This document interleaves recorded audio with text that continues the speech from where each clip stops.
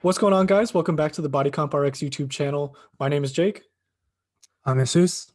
Hope you're all having a great day. Today, we're going to be going over the top 5 best chest exercises.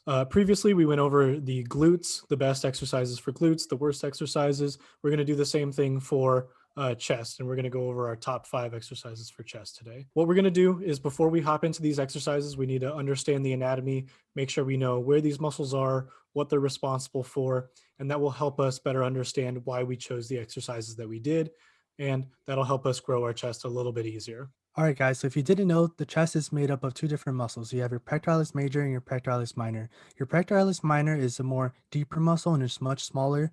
And your pectoralis major is that bigger muscle, the muscle that's more important for growing your chest, right? So if you didn't know, your pectoralis major has two fibers. It has your clavicular fibers, which run along the clavicle and insert to the deltoid. And then you have your sternal fibers that kind of fan out from the armpit.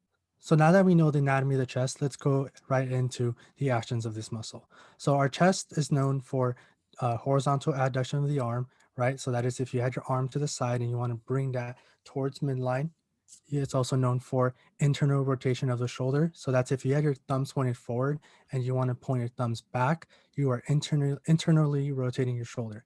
And it's also known for shoulder flexion. Shoulder flexion is if you want to extend your arm up, kind of like reaching something at the top of bringing a cookie jar or anything like that.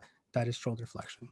Great. So now that we know all the actions and the anatomy of the chest, let's jump right into top 5 best chest exercises.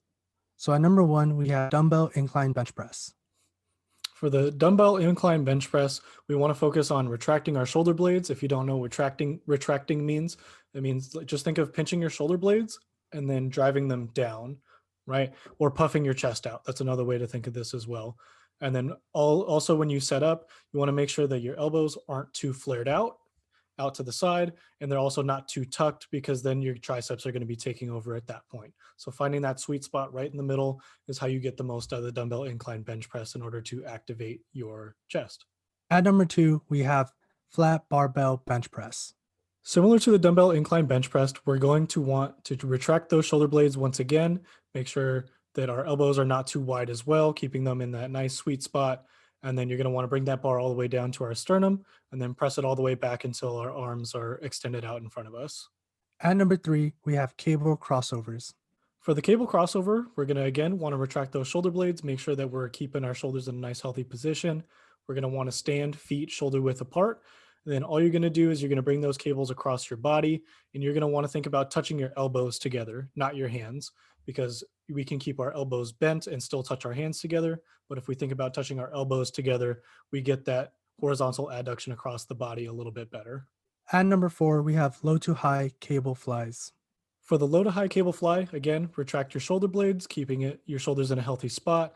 And then you're just going to be driving your arm across your body, low to high, and making sure that we're getting that horizontal adduction. And then this will be focusing on those sternal fibers of the chest as well here. At number 5, we have plate squeeze press. For this exercise, you can set up on a flat, incline, or decline bench. Doesn't really matter. You're going to want to retract those shoulder blades as always. And then you're going to think about pressing that plate together all the way up to the top. And as you do that, again, you're going to be trying to focus on getting your elbows to touch together.